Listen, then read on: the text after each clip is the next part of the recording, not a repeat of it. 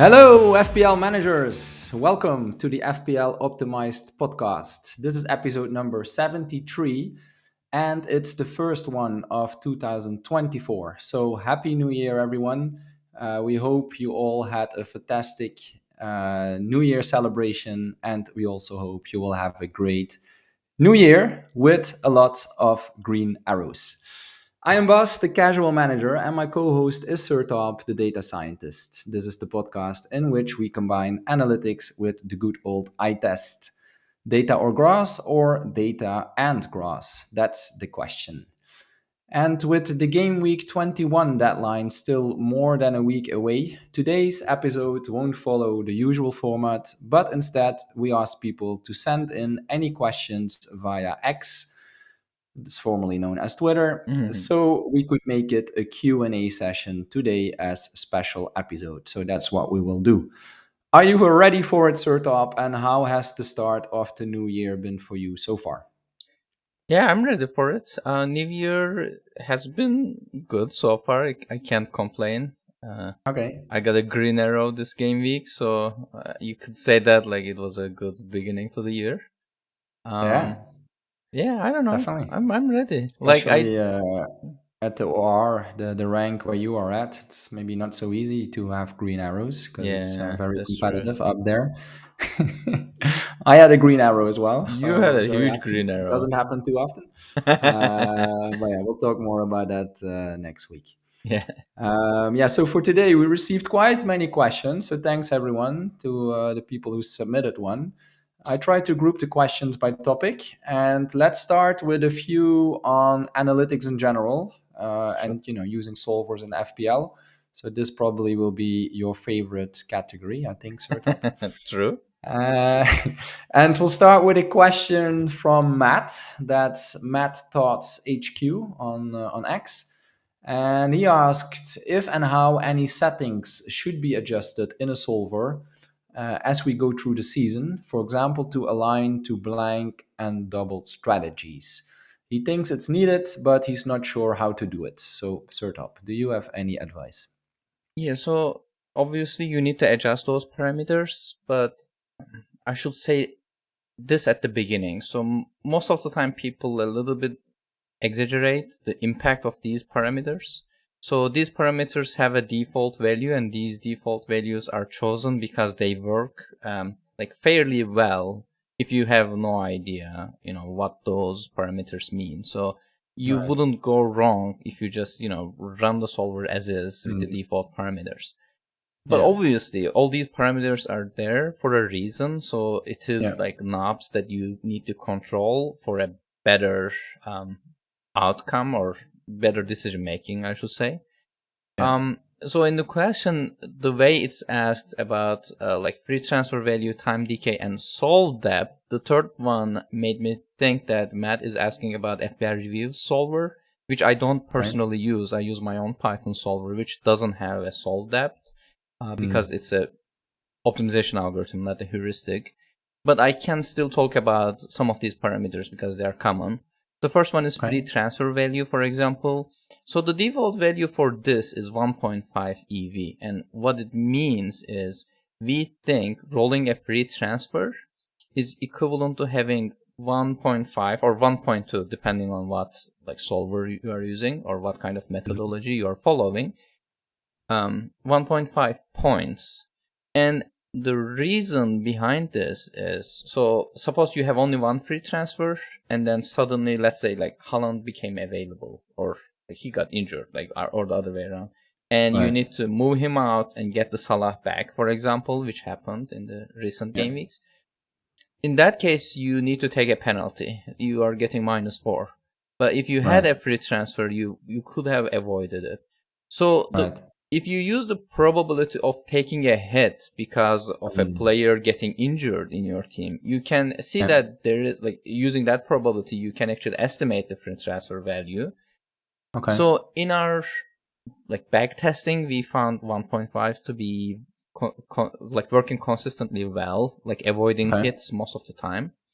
Yeah. But obviously, when it is a blank or double game week, like horizon, like if you're Right. getting around those regions, so the free transfers value goes up a little bit, because you know that like you might need to do two transfers at the same time because of a blank, or again a double game week.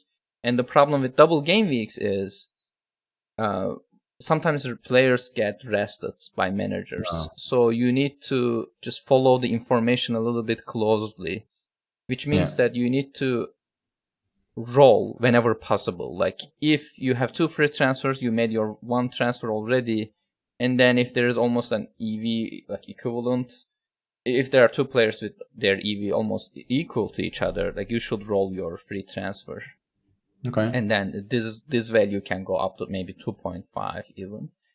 And during wildcard, free transfer should be also even again more valuable, because you want to roll as much as possible in the future Yeah. game weeks. Towards the end of the season, though, the value of the free Yeah. transfer goes to zero. So you can either Right. assume that it goes zero like linearly or in a non-linear fashion, whichever way you can think of. But as we get closer, and I'm saying end of the season, but same thing with that ending if you are gonna wildcard. Sure.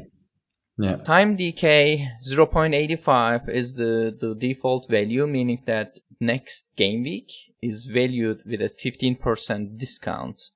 Yeah. We think that there is a chance for those expected values to change, so that we Right. don't want to give too much meaning to those game weeks.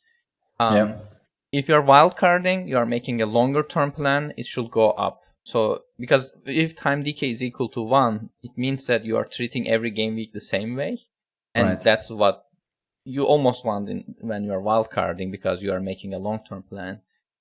Okay. And during blank and double, though, if it is an unknown uh, region, in a way that we like, if the blanks are doubles are not announced yet, or like are not certain yet because of the cup matches, then Mm-hmm. time decay should be lower than the Mm-hmm. default value, because you don't know. You know that immediate game week is certain, but the future game weeks are not.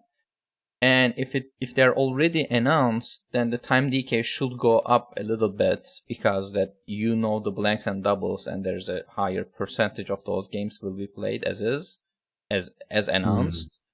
Yeah. Um, but again, towards the end of the season, again you need to increase the time decay base, because like there's no much meaning to treat like future game weeks any lesser than the immediate game week. And finally, I want to talk about chip values. Sorry, it's taking too long. But No, no, it's fine. yeah, chip values, people sometimes ask about these, because like optimizing chips are very difficult with a solver. Yeah. Again, we don't know blanks, we don't know doubles yet. There are some Right. like people like Ben Krellin who are talking Yeah. about, when they can happen. So chip values, as is, like default values are good. If it's a blank and double horizon, then chip value should be lower. I mean, it's usually towards the end of the season anyway, and by the time you see game week 38 in your planning horizon, you should set their values to 0, because we have these chip values so that solver doesn't use them too early. But if game week 38 is already in your planning Oh, horizon, then there is no need to just, have your chips right. saved at the game week 38. So Yeah. their value should be 0 by the end of the season. That's why, like, if there are any default values for chips, you should reduce them.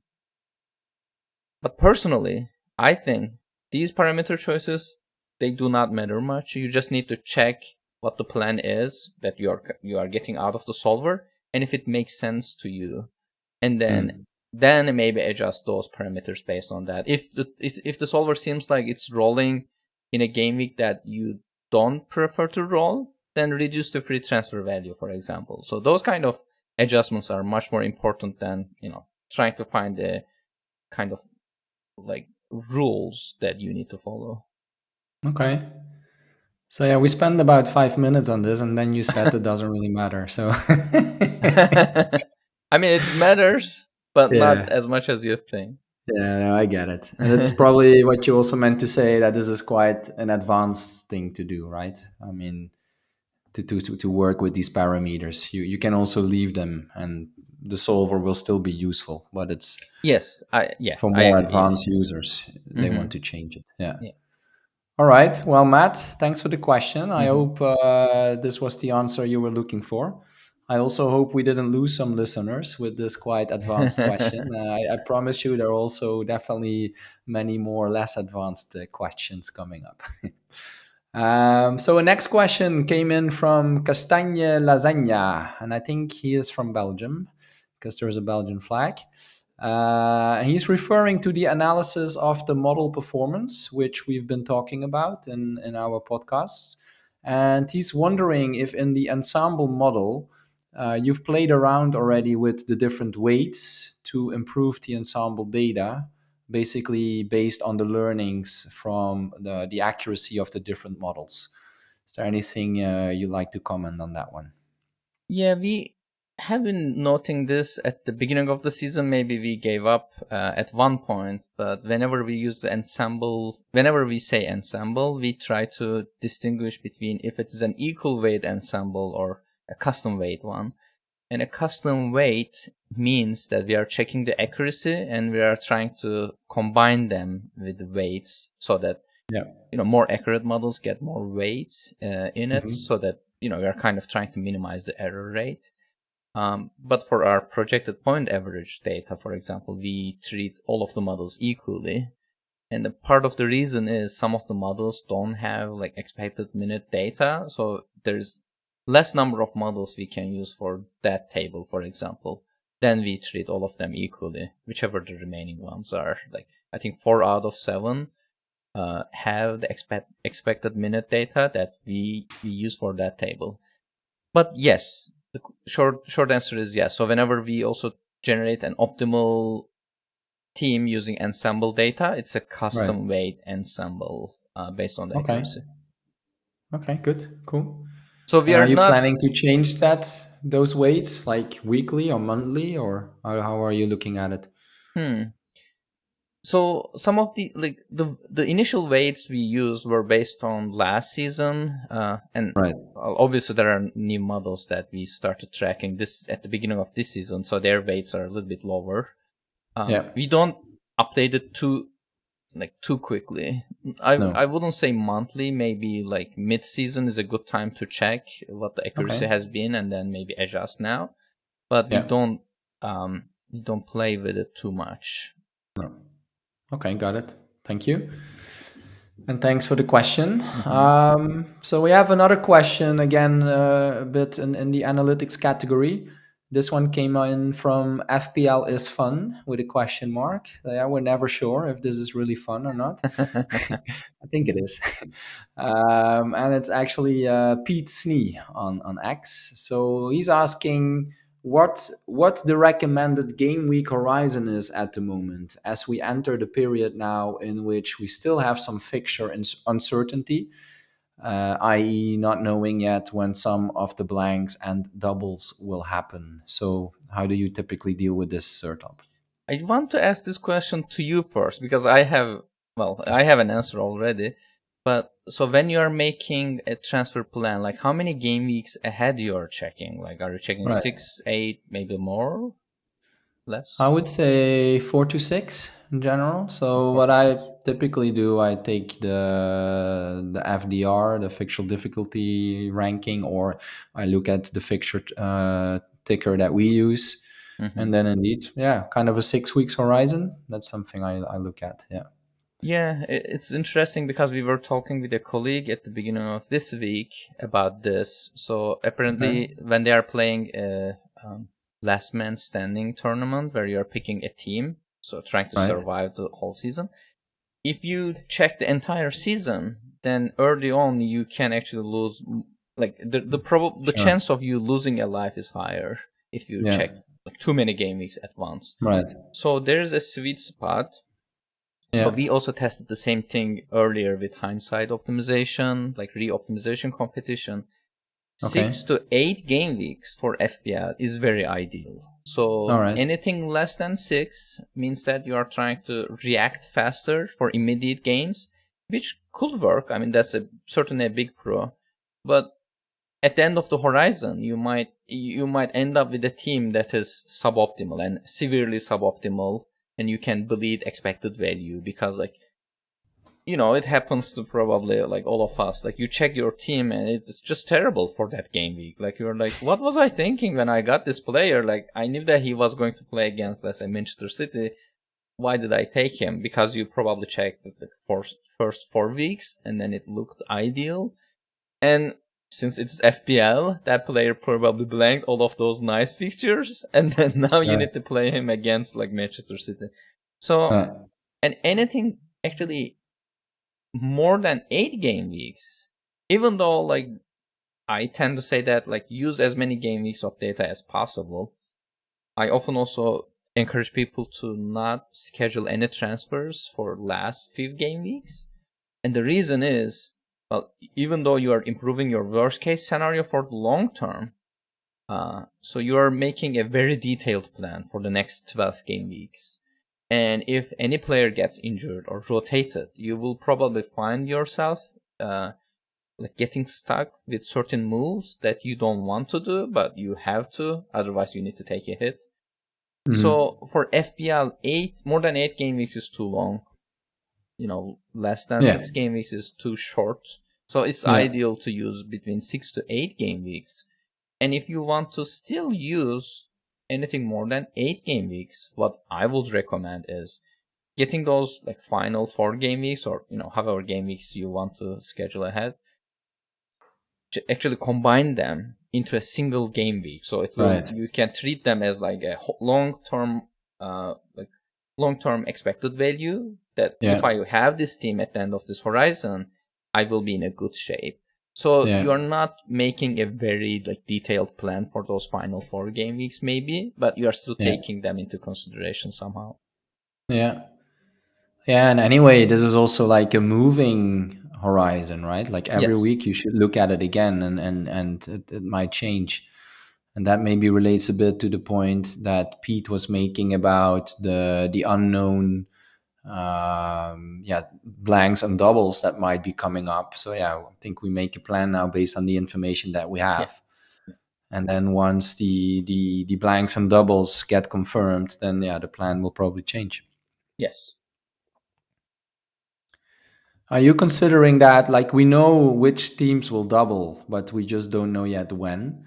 So are you looking at it like that? For example, Luton and Brentford, and City, and Bournemouth, just to name a few, they still have a game that needs to be scheduled. So are you already considering that in one way or another? So yes, so there are 2 ways of dealing with this. Well, I don't want to lose more like listeners, but the first one is give us the short version. The short version is you just check what's the probability of having a double that game week. Like people like Mikhail Tokvam is using, what Ben Krillin is saying, based on his estimations, probability estimations, and then bumps expected value a little bit higher. So that some of the players, they don't have a single fixture that game week, but they don't also have two games. It's like 1.65, for example. And then you can optimize the average case, or you can use something we call stochastic optimization. And then it's like, I will make a decision now, but in future there are 2 different paths, and I want to maximize the average case. Like either, the double is announced or like it's not announced. I want to be in a good shape. You can do that with optimization, but it's a very advanced use of it. So not many people are using it. No. Okay, cool. And then there was actually a second part to Pete's question. He was asking about picking differentials to gain in rank. And he was wondering if there's a recommendation based on the data or based on your experience with the game on how many differentials one should pick to have a good risk-reward balance. So when we talk about optimal or optimization for FPL, people often get confused about like effective ownership, if it plays a role. And so the ownership plays kind of a role, yes, that's correct. But the optimal gameplay is often independent of effective ownership, especially at the beginning of the season, because the ranks don't mean too much. Like point differences, they don't also mean too much. Sometimes you are like 30 points away from your mini league leader, but then you catch up in a few game weeks, like you get lucky. So because of that, like if you make any moves based on ownership percentages early on, then you are taking kind of like an unnecessary risk. And when we optimize it, so for people who are watching this on YouTube, so I plotted what we call an efficient frontier. So when you optimize it, you get the maximum expected value, right? So, and it is independent of effective ownership. It doesn't matter. You are trying to get the team that is likely to get the most points against like all different combinations. Then what you can do is you can increase risk. You are like, I want to play a little bit risky. Right. And if the moment you say that, or you can even say, I want to play with less risk, either way, you need to lose some expected value to make that happen. And the question is, how much expected value are you willing to sacrifice so that you can play a little bit more risky with, a higher reward, obviously, like high risk, high reward, or with a lower risk and lower reward. In some cases, there is a very close solution that expected value difference is not significant, but then you are getting an extra risk for extra reward. So I was checking with different risk objective functions, so you can actually change the objective function a little bit and then get more risk or prefer less risk. And the first thing optimization does is, like, obviously you have the optimal solution with that's maximizing expected value.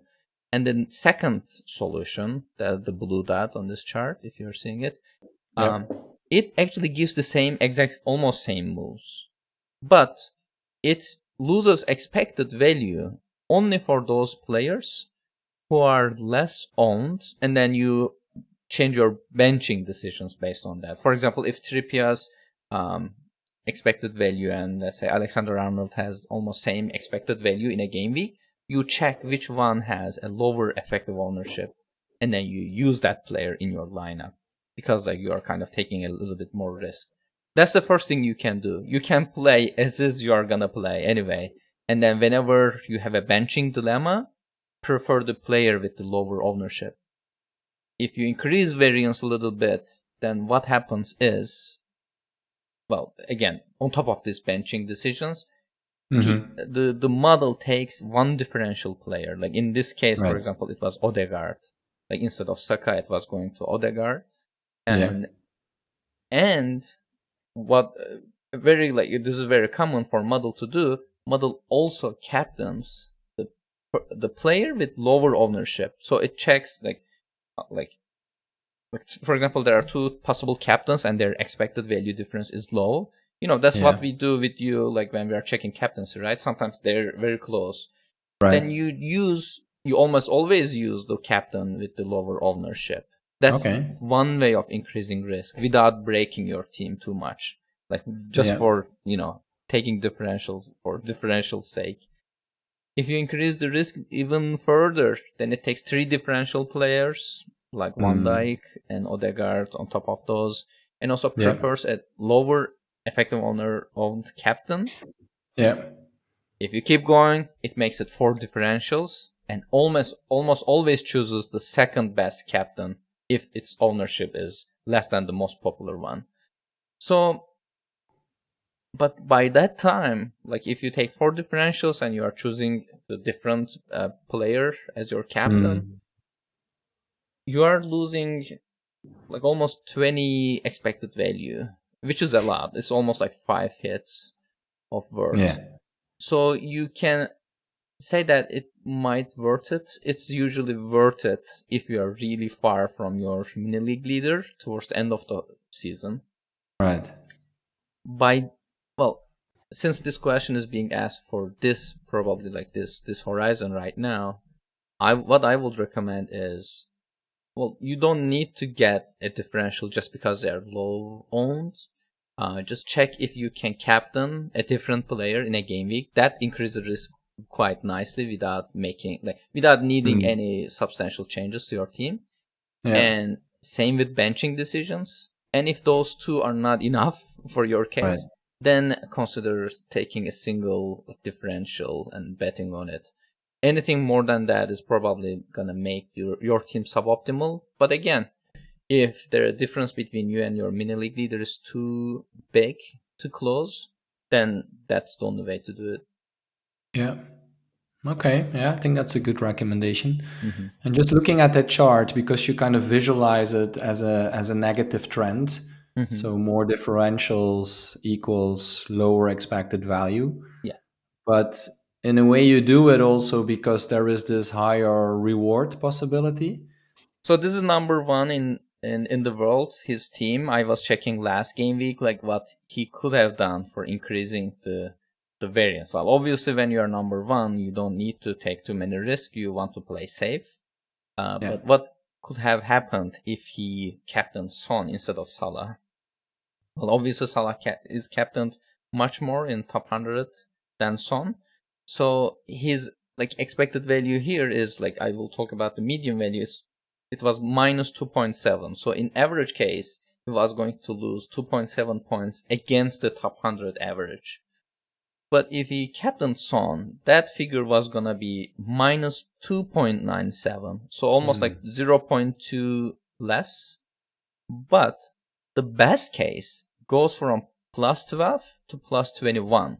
So like you could have made a huge difference to number like the second person in the world by choosing a Yeah. different captain. That's what I was talking about. Like choosing a different captain is Right.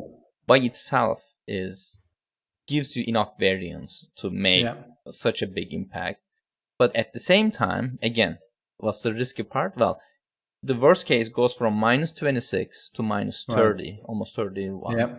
So yeah, obviously, like you cannot get a huge upside without risking getting a downside. But yeah, Yeah. you're right. I mean, Okay. in that chart, obviously you are losing your average case, but then you are kind of Yeah. improving your best case. Yes. No, that was clear. All Mhm. right. Thanks a lot. And also thanks, Pete, for the questions. We'll move to another question. This one is from FPL Stan, and we're moving a little bit away now from the analytics topic. Stan was asking us what the most important skill is in FPL. Is it to have discipline, to stick to decisions, or is it to be able to quickly adapt and be flexible? So, what are you thinking Do about, you want me Sertalp? to start or do you want to start? I can start. I mean, I Okay. have probably the most logical answer, which is that for me, it's a mix. Yeah. I was going to say the same. And we talked about it a little bit earlier, right? I think it is important to plan ahead, and I think that's probably something that people that are new to the game probably don't do that much, right? They just look at the next game week or the week after, and they don't think too much about the cost of a transfer and or anything that might happen in the next game week. So I think Mm-hmm. we have an advantage when once we start planning ahead for a longer horizon. Let's say, as we discussed, around 6 game weeks. Mm-hmm. Because if you don't plan ahead and something happens, yeah, you might be forced into a move, and it might cost you points. And 4 points doesn't sound like much, but as we know, it's not so easy to score 4 points. It's basically an assist or a goal by an attacker. So Yeah. usually when that happens, you're very happy. So also then, Mm-hmm. if you take the hit, you should see it like that. It's quite a cost. So you shouldn't do that too often. But yeah, at the same time, FPL is also about monitoring who's hot and who's not. And you should try to jump on any of the bandwagons at the right moment. So I think there is that need for flexibility. I think that's probably also why we have this podcast every week, because we do long-term planning, but at the same time, things change every week. So we also need to stay quite flexible. So that was a bit my answer on that. Don't know if you agree. Yeah. I definitely agree. It's a mix of the two. Yeah. I definitely agree. So I cannot even say which one is more important than the other. Some people go like extreme with these, like some people are really sticking with their decisions, or which is rare, but some people are very like they enjoy taking hits. Some people Yeah. do, which they should be a little bit more probably disciplined. So disciplines pro is obviously you avoid any knee-jerk reactions to short-term events, like any outlier event. You can think that as an important one and act on it. Yeah. But then, it happens that, maybe it was a one-time thing and then you got excited. So, which happens quite a bit and quite often, because whenever a player gets a brace, you can see that lots of people are transferring that player in because they are Yeah. very excited about it. But the next game week, the player blanks. Yeah. Um, the con of having this much discipline is obviously you can also miss opportunities. Well, it's the biggest downside really, because Yeah.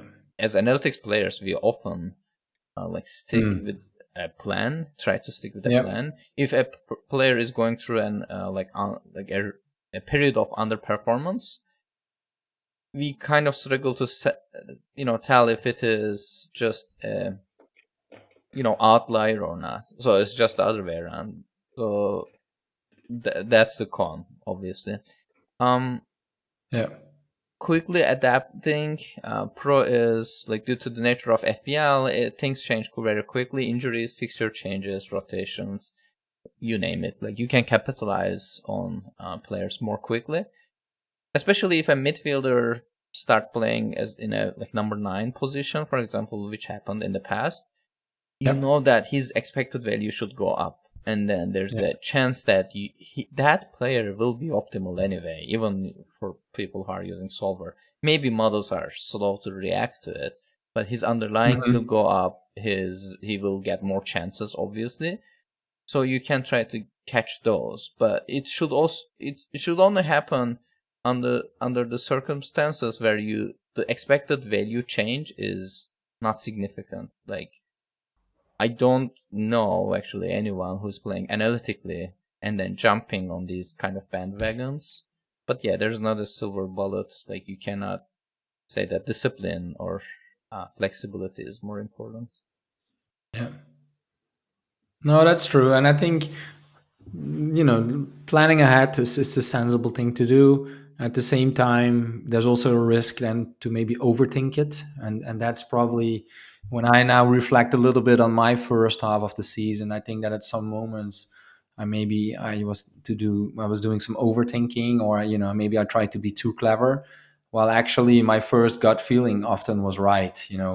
I talked a lot about Kudus, right, at the start of the season, You and did. how great he was. And then, but I never really bought him because there was always another reason, or I was always thinking about a more longer term issue that I wanted to fix. But yeah, I missed quite some points, I think, with that. So, and there were a few other occasions where I had a first good feeling, but then during the week, or at the end of the week, I decided to do something else. So for me, I think that that's something maybe for now for the second half of the season that I'll be mindful of that. Maybe not, again, planning is important, but maybe not too much overthinking, and also Mm-hmm. try to follow a bit more my gut feelings. I agree. Um, so that was a bit of a personal reflection. How is it for you, Sertalp? You've been having a great season so far. So is there any reflections or any plans now about how Hmm. you are approaching the game from now on? Yeah, indeed, this season was quite rewarding compared to last season's. Well, the few points is the first one is obviously data-driven decisions are very important. Well, it's no Hmm. secret that I play with them and using an optimization solver, but it's also vital to do your due diligence and check projections from multiple sources, because sometimes you pick up noise and that's not really good. Yeah, And we talked about it a little bit, but patience is also very important, especially with premium players. So because they are yeah, in your team for a reason, yeah, and even if they go through a blank spell, so you probably got them for the longer term, unless you yeah, already made a transfer plan beforehand. So it is important to stick with them and then don't not changing your plans too much. Um, yeah, but so we always say that the fixtures are more, well, for analytical players, that the fixtures are more important. So you need to capitalize on the fixture swings as much as possible. yeah. I'm saying this, and I also see people who are getting upset about their seasons. It was happening last season, even this season too. Um, Hmm. they're playing analytically, almost the same methodology, but we end up with different teams, and then I maybe get lucky and then get a much better rank. So to be honest, variance in FBL is so high that like you cannot Yeah. really expect to well, play optimally and then hope that every season will go fine. It's No. not always possible. So if your decision making, well, you shouldn't evaluate your decision making based on the outcome, even though it sounds weird because that's pretty much what we are trying to achieve. Um, the fact that a player got a brace, well, kudos in your example. For example, yes, maybe Yeah. you regret not having him, and well, if your objective is having fun, maybe you should have gotten him. I agree. I even encourage you to buy him, but the fact that you missed his points doesn't mean that you played worse than you could have played. So I try not to judge my past decisions based on the outcomes, and it Mm. is very common in FPL, and people get upset all the time. And even Yeah. I do get upset all the time, but I try to remind myself that it doesn't matter. Yeah. Um, Chips are important every season. It can make or break your season, and we Yeah. are getting closer to that point. Don't use your wildcard too early. You will need it, and you will also need it to maximize the benefit you get from other chips like bench boost or free hit. So don't use it too early. Even if your team is not in the best shape, try to make just use your free transfers or maybe take a hit or two, but try to leave your wildcard for later. And finally, for transfers, um, well, I try not to schedule too many transfers like any person do who are playing FPL because injuries and rotations happen all the time. Yeah. Um, but so there's a big discussion about whether to carry a stronger bench or not. Some people Mm. doesn't believe in a strong bench. They also don't like benching dilemmas. So they Yeah. just go for the weaker options and then a stronger lineup. Um, I think in an average case, though, it's not that logical because you will probably lose a player or two. So it is much better Yeah. to have one or two players in your bench that can replace one of your lineup players in a case that you need to, maybe bench them for a week. Yeah. If it's like a minor injury, for example, or a like yellow card ban. Um, so yeah, that's why I actually increased the bench weights in my team towards the end of the horizon. I don't talk Okay. about it much, but yeah, that's what I do. I try to carry a better bench. So these kind of things, I mean, obviously it helped me in the first half of the season, but there's no guarantee that they will work fine the same No. way. But yeah, that's what I did, and these are my kind of reflections of what I have done so far and what I'm Oh, trying that's good. planning to do. Yeah. Yeah. And talking about the bench, I actually had to use all my three bench players this week. Because Oh, true. yeah, well, I still have Haaland, so of course, yeah, I kind of knew he wasn't playing, but I still kind of gambled on it. But then I had Sinchenko and I had Tsufal, and both of them, that was not really expected that they wouldn't play. So yeah, I needed my three bench players, and depends also a bit on where we are in the season. But now, December was really busy. We've seen many injuries this season. Mm-hmm. Mm-hmm. So with that in mind, I think indeed it makes sense to have a few decent bench options. And yeah, while you were talking, I think the point you made about patience, I think that's probably also a lesson from this season, right? Because at the start, we had doubts about Salah, we had doubts about Son at some moment, we had doubts about Trent, Yeah. and we kind of came back to them, right, during the season. I think, Mm-hmm. Mm-hmm. yeah, we saw what Salah did in the last game. Son has been quite consistent. Trent has been great in recent weeks, so it kind of proves that some of those proven, higher value players, yeah, we probably just need to stay patient and they will deliver. That's I think that can also be a lesson there. Mm-hmm. Mm-hmm. Okay, cool.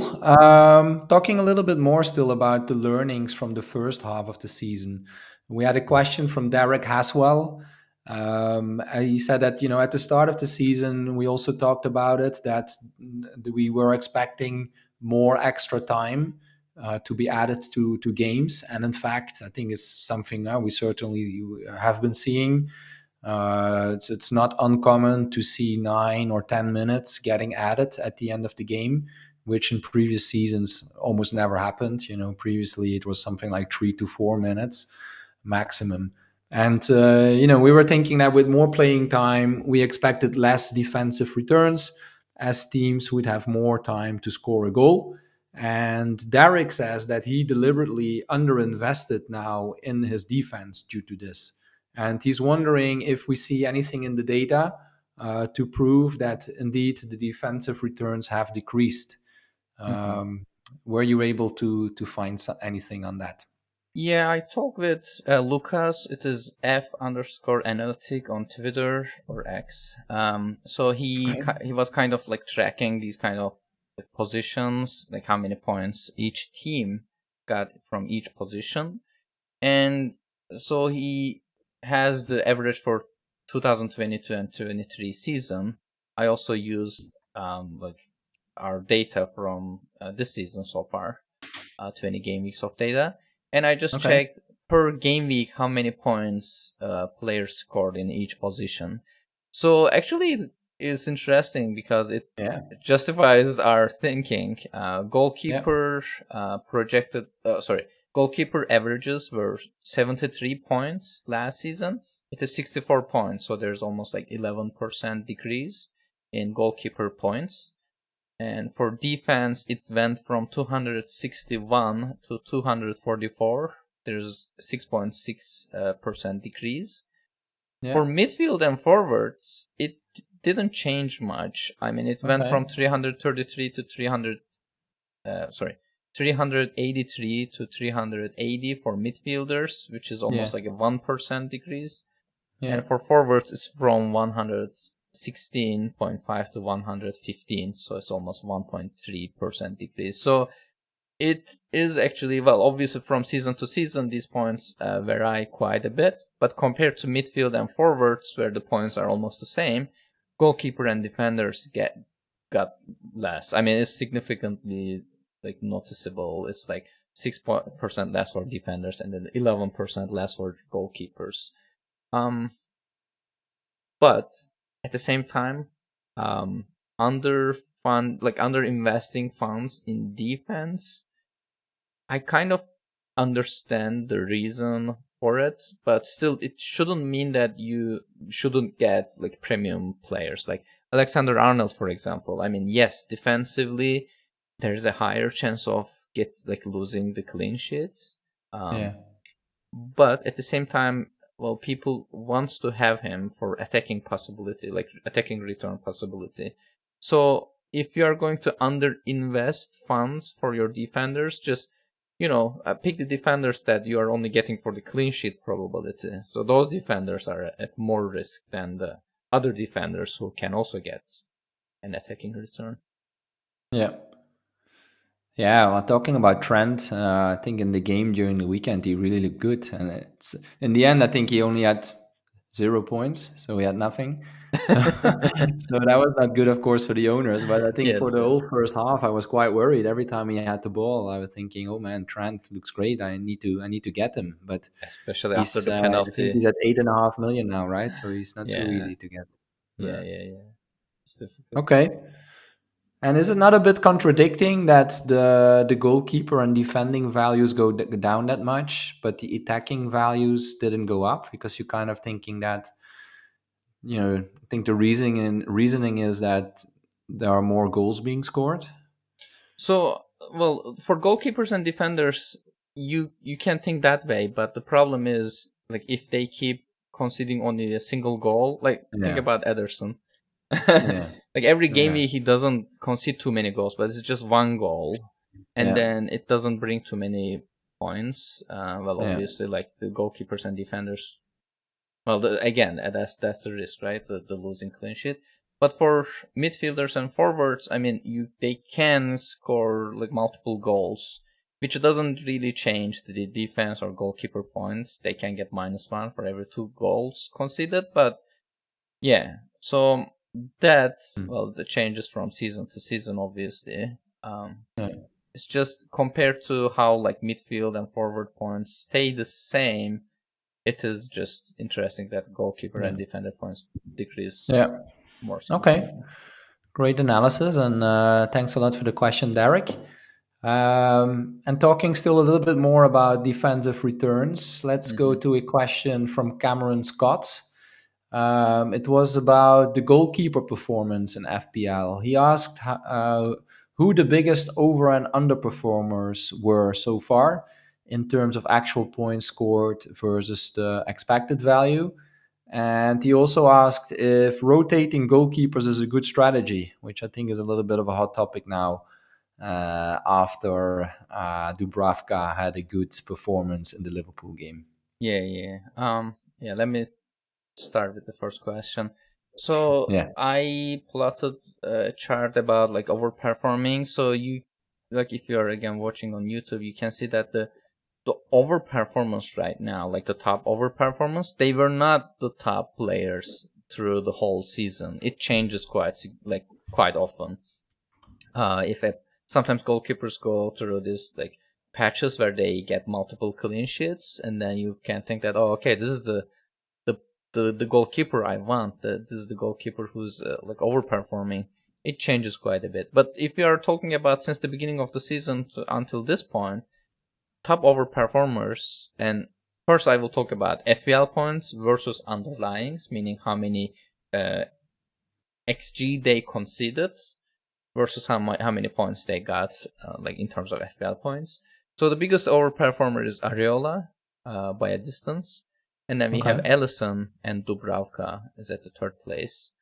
And if we are just checking FPL versus projections, then it is Areola, Ellison, and Neto. Okay. And underperformers for FPL versus the underlying data, it is Ederson, obviously, Martinez, and Flecken. And if we compare FPL points versus projections, it is again Ederson, Oh Flecken, wow. and Steele, the third Okay. underperformer. For the second part, which is the better strategy for goalkeepers, optimization almost always allows having a rotating set of goalkeepers because I Yeah. mean they're not that expensive. You can rotate them very easily. It's just a single position. It doesn't affect the rest of your team anyway. So Yeah. if you can spend like zero point 0.5 or maybe even like 1 million, then you can have two goalkeepers that you can rotate through the fixtures. That makes more sense when you're planning from that like planning point of view. And also, in hindsight, it's often true that a rotating goalkeeper pair is better than a set and forget one. But that doesn't mean that a set and forget one has too many disadvantages. I understand people that, well, maybe you can do it and then you can use that budget to improve the rest of your team. Um, yeah, it's a hot topic. Well, I don't want to talk too much about it, but yeah, like if you're using optimization and unless you are specifically asking model to do it, then model will always go for a rotating goalkeeper. It is important maybe to log the set and forget goalkeeper that you have in mind and check how much expected value you are losing. If it is not significant, maybe it will make your life easier to have a set and forget goalkeeper. I Yeah. agree. But yeah, it's often not the desired. Well, it's often not the optimal solution you get from a solver or from any algorithm, really. Yeah. And I think the difficulty, as with many things in this game, is that you can just not predict when a goalkeeper will haul, right? And Hmm. when they Yeah. haul, it often comes from a penalty save, like Dubravka did. So I think that's already, quite a small Also, chance that that happens. annoying. Um, but plus, yeah, one thing, of course, you can bet on is save points, right? And that's often with goalkeepers from weaker teams. They have more possibility or more. It's more likely that they can get save points, but at the same time, it's also more likely that they will concede. So it's also a bit again about that risk reward. But the Liverpool game was a nice one because yeah, it shows what a goalkeeper can do in such a game. Dubravka had a lot of saves. I think was it Hmm. 10 or maybe even Yeah. 11 or 12. I think 10. Plus he had a penalty save. But at the same time, he also conceded for a goal. So he ended still with was it 8 points? um, or seven Yeah, or I eight. think So, I think eight. yeah. Yeah, 8 points. So that Yes. was nice, and everybody was saying, "Oh, I should have started Dubrovka over Areola," but then the next day Areola scored 11, and He people did, came back on their comments. So yeah, and he got it's a eight difficult saves. I one. think. Yeah. I prefer set and forget. It just takes one decision out of the way every week. You just have one goalkeeper, and to your point, you can move some funds somewhere else. But yeah, it's a personal decision and Yep. preference, I think. Okay, well, let's move to another group of questions, which are about H2 planning, and this is mostly relating to the usage of chips, because I think most of us still have our chips for the second half of the season. There is the wild card, of course, which everyone got a new one, and Mike Mahoney and also Overnight Success FPL. Two different accounts on Twitter who asked our opinion about optimal wildcard timing. And for most managers, I think it will relate to the announcement of the double game weeks. And well, those aren't announced yet, so that makes it a bit difficult. And what most of us do in this case is that we follow Ben Krallen on X. I think Sertalp already mentioned it. If you don't follow Ben yet, you should, because he's a bit the expert on anything that will happen around double game weeks and blanks.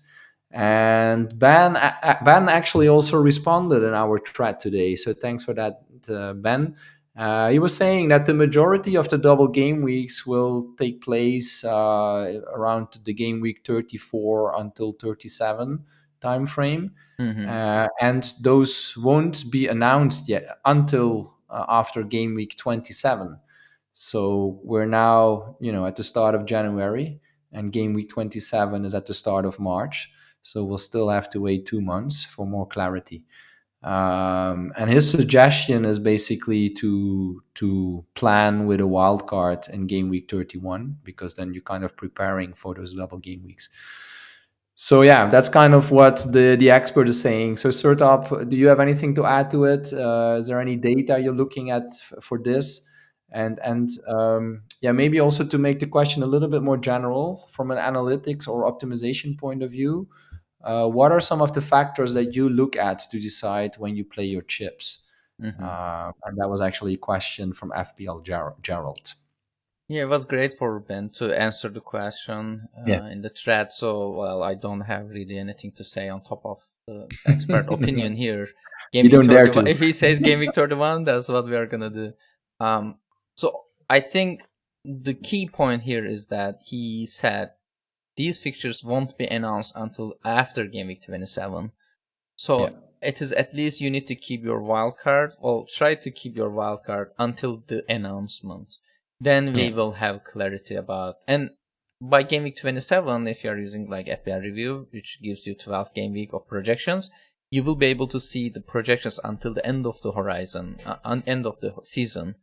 So Yeah. then you can simply set the chip values to 0, as I mentioned, because you are not gonna keep your chips like beyond the horizon, and then let optimization figure out what's the best time to use the wildcard. That's what I usually do and what I'm planning to do.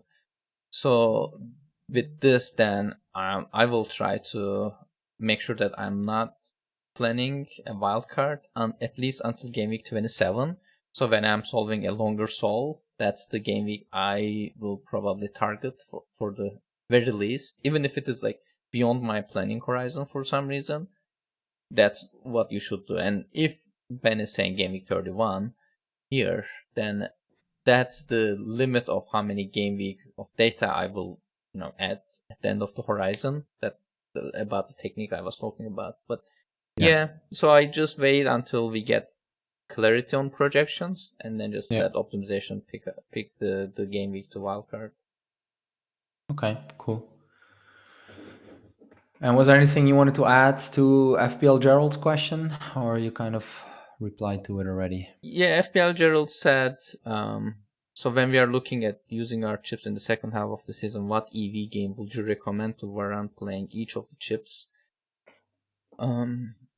So the rule on this, at least the rule I use is, Yeah. wildcard should mean at least 20 points, Right. like 20 more expected value. Yeah. and bench boost by itself at least 12, but if you are using it with wildcard, it should be 15 points. Uh, sorry, it is like 18 if by itself, and then 15 points if being used with the wildcard together. Okay. And the reason is you probably get more out of the bench boost if you use it like, together with your wildcard, either before Yeah. or after, doesn't matter, but you need to Yeah. plan them together Yeah. to maximize it. For triple captain, well, it depends on the fixture. Some seasons we get really good doubles, some seasons Yeah. we don't, but well, you need to use it in a double, and then usually 12 Yeah. EV increase is the lower bound on that.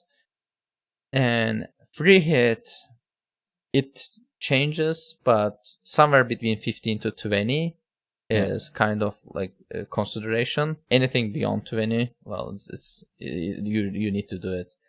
But these Yeah. values, we kind of calculated this based on an average season, almost like 3 years ago. Depending on what kind of doubles and also blanks we will get, like what kind of fixtures you will get in a blank. Maybe free hit will give you less value. But yeah, these are kind of the default values we Yeah. use for chips. Okay, cool. Thanks. So yeah, just a couple of final questions. So we Mm-hmm. just talked now about H2 planning and wildcard and the chips. Looking a bit at the shorter horizon, several people ask about the best plans now for the upcoming game weeks in which we have the Africa and Asia Cup, as we know. For example, FPL Crisis was asking if it's better to go for a template approach, if that exists, I would say, or whether it's a good moment now to take some risks. And FPL Gameplay was asking if you do go for let's say a more risky approach, who would be some of the best differentials for the upcoming period? Mm-hmm. Mm-hmm. And I was thinking probably we need to look at the midfield then, because I think most of us, we're talking mostly about Son and Salah who left. Yeah. And that's also actually what Quimbo Slice was asking us about. So Yeah. I see you have a chart here already for the people looking Mm-hmm. at YouTube. So let's take a look at this. Yeah, starting with the replacements for Salah and Son. Well, I just checked the FPL reviews data on this. Right. Like in given order for the next 6 game weeks, Yeah. the players with the most expected value is Saka at the beginning, and then Okay. we have Odegaard. All right. Then we have De Bruyne, who also Okay. has a chance of getting a double in game week 25, if I'm not Ah. mistaken. Yeah. And then we have Bruno Fernandes, then Foden again. There's Yeah. a chance of a double. Yeah. We have Eze, Bowen, Martinelli, and finally Richarlison. But Okay. Richarlison has a risk of getting a blank in game week 26. Oh So yes. these are the top players for midfield expected value, and yeah, Yeah, it's that's good, and essentially it's it. good Yeah. to see De Bruyne back.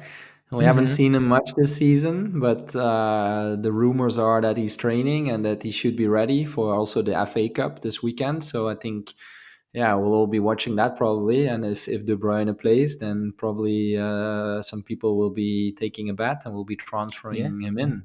Yeah. So Yeah. that could be interesting. So yeah, I was also checking the differential question, like best Yeah. differentials for Game Week 21 and beyond. Well, obviously the players who are not highly owned and high expected value. So I saw De Bruyne's name actually. So going from the higher expected value to lower, we have Solanke, whose ownership is still not too high, and then we Okay. have Odegaard, and who has a lower ownership and Yeah. then slightly lower expected value. And then the Yeah. third person is De Bruyne. His ownership is very low right now. Yeah. So I can imagine some people will try to get ahead of the curve by transferring him in early. Yeah. And then we have Bruno Fernandes, Eze, Gabriel Jesus, and Martinelli. So these are the players who are not like, well, obviously Solanke is owned, but yeah, they are Yeah. relatively owned less than some of the alternatives and still Yeah. have pretty decent expected value. So I was kind of also excited to see De Bruyne's name here. Yeah. No, I'm not definitely. sure if the solver gave me his name, but yeah, like if I was just checking this and then trying to find a plan, I will definitely try to fit him in because well, he's expensive, but he's also exciting. Yeah, he's expensive, but compared to Salah, he's cheaper. I think De Bruyne is still around 10 million, if I'm not mistaken. And 10.2, yes. 10.2, yeah. So Mm-hmm. yeah, and Salah is around 13. 13. Mm-hmm. Yeah, so it is possible, of course, but I think as we discussed last week, I think also everyone needs to kind of consider like, do you want to buy Salah back when he's back or not? Mm-hmm. Because the risk that you can do now, like you buy De Bruyne, you have 3 million left, and you invest it somewhere else. But then if Salah comes back, then it will be quite difficult to bring the funds back together, right? So Yeah, that's I think one consideration everybody needs to make, especially also if you sell Son on top. Potentially you have a lot of budget now, but if you want to buy them back in 3 or 4 game weeks from now, then yeah, you still need to have that budget again. true. That's true. So it And De will be Bruyne, interesting. yeah, Yeah, people will distribute their funds and then they'll yeah, struggle to buy the players back. Yeah. I think so. I think so. And De Bruyne, yeah, we know how good he is, how great he is actually as a player, right? But we just don't know what the fitness situation is. Like, even if Yeah. he's fit to play, doesn't mean that he will play every game now. Probably not, because that sounds a little bit risky. Or is he rested so much that that he can play every game? Is he you kind of taking a guess, making a guess there? So Yeah, yeah, it's yeah. interesting, And interesting. yeah, also answering the FPL crisis question about it. Well, you can go template or like if you feeling that you need to take some risks. Well, yeah, these are Yeah. kind of like the players that you can consider. I mean, for my own team, I already have Eze and Bruno Fernandez is the logical option here. Okay. But yeah, like because you know that they are like playing consistently, and Eze might be on penalties even now, with Okay. Olise being Yeah. injured. Um, but Yeah. yeah, I mean, I kind of understand the desire to get more risk. And again, if you're trailing too many points behind, you can risk it for sure. But I Yeah. would go for safer options probably. Okay. Yeah, I think nonetheless it's pretty exciting now because a lot of people It had is. Salah or Son, so we'll see now different strategies. Mm-hmm, Some people mm-hmm. might keep them, some people might sell them, and then they will choose different alternatives. Yep, yep, The yep. other one, of course, is Haaland. What are we going to do with Haaland? I still have him. Looks like he's fit to play again. So, what will other managers do? Will they be bringing him back or not? So, I think it will be quite interesting now the next coming game weeks. We'll see different strategies. Yeah, I will try to bring him back. So Yeah, is it yeah, time to bring him back? I Okay. think so. I think it's time. Yeah, yeah, could Selling be. Salah and then bringing him back Yeah, would be the well, plan. you did well selling him. I think looking back at it, it was the right decision. Mm. So yeah, let's see. Let's see if you'll bring him back in the team. Mm-hmm. All right. Final question came from freegames.exe. I think that's the account on X. And I also think he's an Everton fan looking at the profile picture. So that's Mm-hmm. why today I'm wearing an Everton shirt. A little bit strange, maybe, because previously I was wearing a Liverpool shirt. Yeah. Probably something I shouldn't do. But this is a shirt my son got, and he got it kind of in a mystery box. Have you heard about Oh, that? okay. Like you can order a shirt and you don't know which one you're getting. And actually, the first one he got was a shirt from a club in Azerbaijan, some kind of small country in East Europe. And I could see the look on his face. He wasn't happy at all. And I was like, yeah, this can happen. It's a mystery shirt. But then, Yeah. yeah, I still send it back, and they send us another one, which was the Everton shirt. So he's quite happy with that. And yeah, I saw this question apparently from an Everton fan. So I thought, let's wear an Everton shirt. He asks us if either of us is thinking we will be owning any Everton assets at some point. So I think that was more of a fun question. And then he also had a more serious question. He was asking if there are any tools existing on playing for risks or differentials instead of raw EV to kind of chase rank increase during the final parts of the season. Bit of a topic we talked about earlier, but then this one is referring more to any tools. Yeah. First, about the Everton question, I think I can certainly see myself going for an Everton option, probably more in the defense. I think Pickford has been doing quite well this season. And I also like Mikolenko. So depending a bit on the fixture charts, if Everton is going into a good run, I could see myself going for a defensive option. How about you, Sertop? Yeah, I think defensive options are the only logical ones. I agree, Yeah. Michaelenko or Pickford. I plotted their top performing players to see if they're Okay. kind of like overperforming against the prediction or underlyings. They're certainly above their like expected numbers, like underlying numbers, are better than predictions. So like models were kind of maybe underestimating them a little bit. Yeah. But the FPL points they get is also around their underlying, so there's not an overperformance there. So that's why I kind of like Pickford might be a good option, but Michaelenko is like he's maybe the only one who is overperforming both prediction data and underlying data, which Yeah. is interesting. Yeah. Okay. Cool. And was there anything on the second part of the question, which was asking more about any tools you could recommend? Ooh, that's difficult. I don't think there's any tool right now. Like I have it in my solver. I implemented it, but it's not available in the public solver, like public Oh, Python okay. solver, and I don't think any of the like, other big sites also have that kind of an option. Yeah. But what you can do to mimic it is adjusting expected value based on the ownership. Like if you want to take more risk, for example, you can add like you can easily calculate the expected gain, which is expected value times 1 minus ownership, and that's kind of like how many points you are gaining against the field. If it is Yeah. a highly owned player, obviously the figure will be low, and this kind of a metric will favor players like De Bruyne that we talked about, who's high in EV but also very low in ownership. So those players will go ahead. Um, you can update your expected value data with expected gain, or maybe a mix of the two, and then optimize over it. That will increase your risk and it will get players who are good in EV but also owned quite low. Okay. So Cool. it's just a way to mimic it, but Yeah. eventually we will probably release something that you can use a risk measure to get a more spicy team. I should say. Okay. Got it. Great. Okay, we'll leave it at. All right. So yeah, that wraps it up then. Again, thanks for the questions. It was a lot of fun. I think the episode it was a bit longer than usual as we tried to answer as many questions as possible.